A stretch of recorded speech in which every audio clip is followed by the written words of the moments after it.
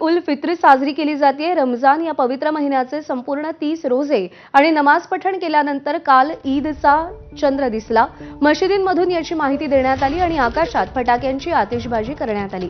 मुस्लिम समाजाने एकमेकांना मिठी मारून चंद्रदर्शन आणि ईदच्या शुभेच्छा दिल्या।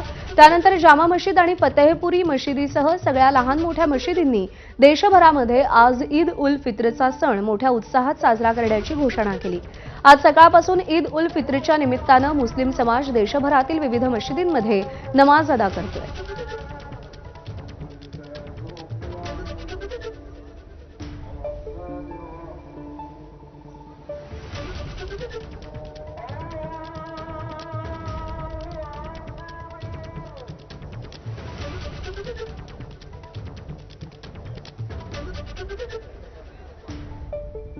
रमजान ईदला खीर किंवा विशेषतः शीर खुर्मा हा अविभाज्य भाग आहे।